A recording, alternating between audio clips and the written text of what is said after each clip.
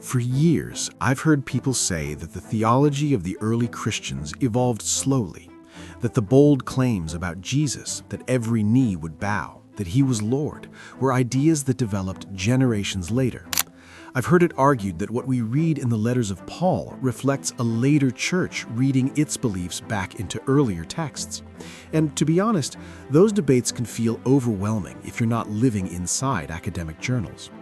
But recently, something caught my attention that made me pause.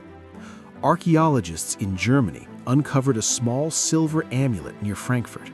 At first glance, it didn't look like something that would shake any conversation.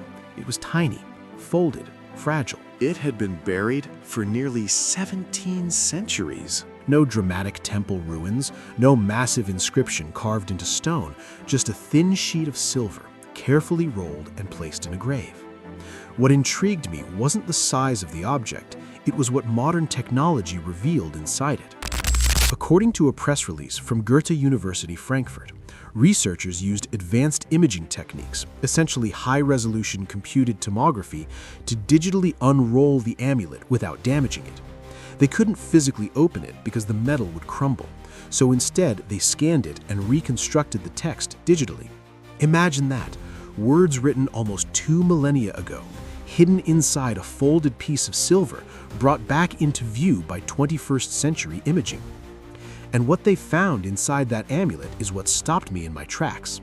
The inscription contained Christian text, clear Christian language. It referenced Jesus Christ. It expressed devotion, and most striking of all, it echoed language that aligns closely with Philippians 2:10-11, the passage in which Paul writes that at the name of Jesus every knee should bow in heaven and on earth and under the earth, and every tongue confess that Jesus Christ is Lord. Let that sink in. A 3rd century amulet in what is now Germany, containing language that reflects one of the most theologically powerful statements in Paul's letter to the Philippians. When I read the university's summary of the findings, what left me intrigued was not just that the text was Christian, we already know Christianity spread widely, but how clearly it reflects a developed Christ-centered confession. The researchers noted that the inscription shows an early form of Christian belief and liturgical language. This wasn't vague spirituality. It wasn't an undefined teacher of wisdom. It was devotion to Christ as Lord. And here's why that matters. Paul wrote Philippians in the 1st century. Most scholars date it somewhere around the early 60s AD. That means that within roughly 150 years, likely much sooner, those words were not only circulating, but they were being treated as sacred, powerful, protective. Someone took the effort to engrave that confession onto silver and carry it, possibly as an amulet for protection. That tells us something important about how early and how deeply these beliefs were rooted. Now, I want to be careful here. This discovery does not prove every theological debate. It does not silence every critic overnight. Serious scholarship continues, and that's healthy. But what it does do is add a tangible, material data point to the conversation.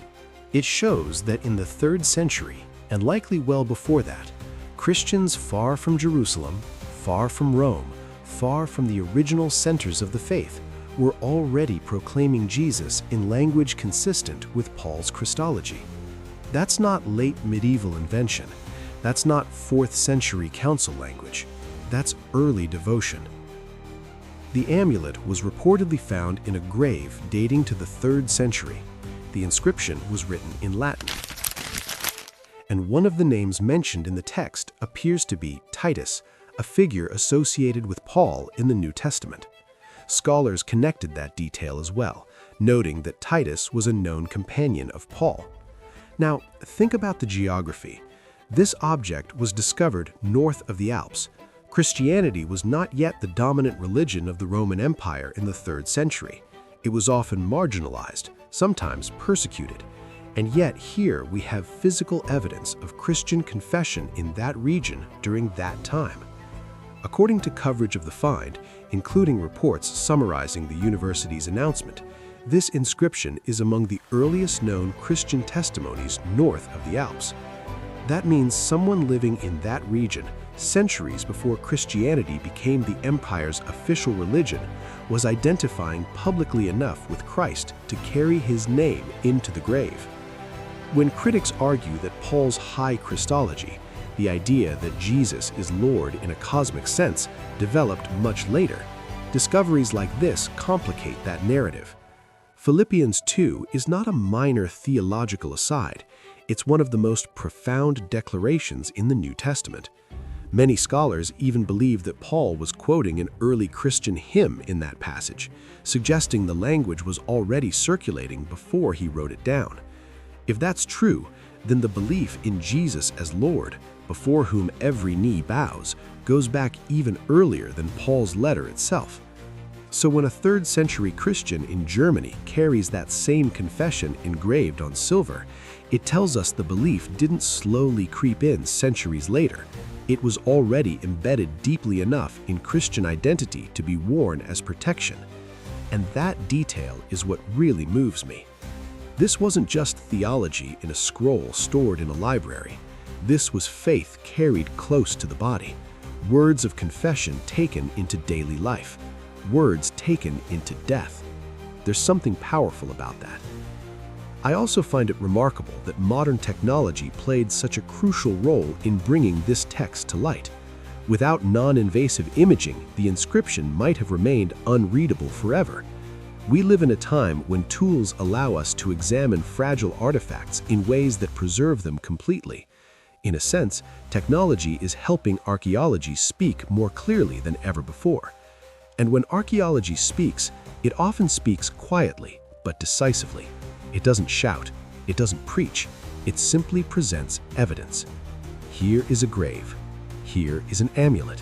Here are the words inscribed inside it. And those words reflect early Christian confession consistent with Paul's writings. For someone like me, someone who cares deeply about the historical grounding of faith, that matters. It doesn't mean debates end. Scholars will still discuss manuscript transmission, textual development, regional variations, and liturgical evolution. But each physical artifact narrows the space for sweeping claims that everything was invented late. The more we find, the more we see continuity. Continuity between 1st century texts and 3rd century devotion. Continuity between Pauline language and lived Christian practice. Continuity between theology and daily life.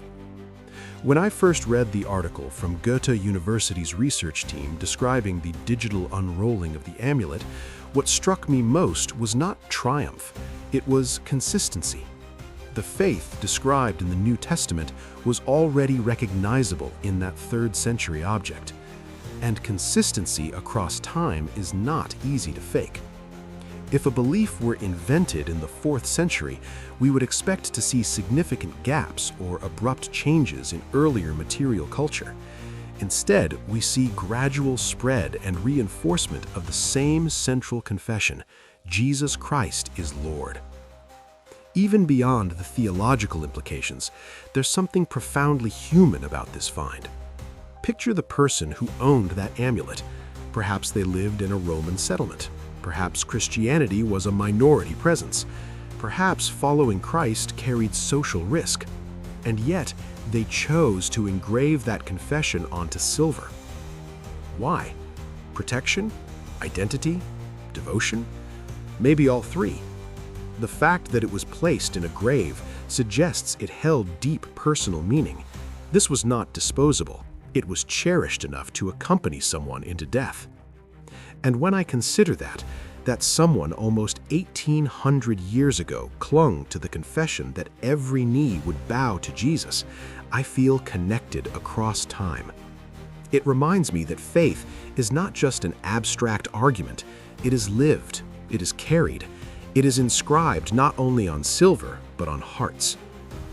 I also think it's important to note how carefully the researchers presented their findings. The university's announcement focused on the historical significance of early Christian presence in the region. They did not exaggerate, they did not claim to end all debates, they simply reported what the inscription said and what it suggests about Christian development in that area. And that measured tone actually strengthens the impact, because when evidence is presented calmly, without sensationalism, it invites serious consideration. This amulet does not stand alone either. Archaeology has repeatedly uncovered early Christian inscriptions, symbols, and burial markers across the Roman world. Catacombs in Rome, house churches in the Near East, inscriptions in Asia Minor. Each discovery adds texture to our understanding of how quickly and widely Christian belief spread. The Frankfurt silver inscription joins that broader pattern. It is another piece in the mosaic, another quiet witness. And perhaps that's why the title, "They Mocked Paul, Now They're Silent," resonates emotionally. Not because critics vanish overnight, but because evidence accumulates. And when evidence accumulates, sweeping dismissals become harder to sustain. You can debate interpretation, you can debate nuance, but you cannot debate that a 3rd century Christian inscription reflecting Pauline Christology exists. It exists. It was buried. It was scanned. It was read. And now it stands as one more material thread tying early Christian devotion to the New Testament writings. For me, that doesn't create arrogance. It creates gratitude. Gratitude that history leaves traces. Gratitude that technology allows us to uncover them. Gratitude that faith once whispered in marginal communities is now traceable in silver and stone. And maybe that's the deeper takeaway. Faith does not disappear quietly. It leaves marks, it leaves inscriptions, it leaves graves filled with hope.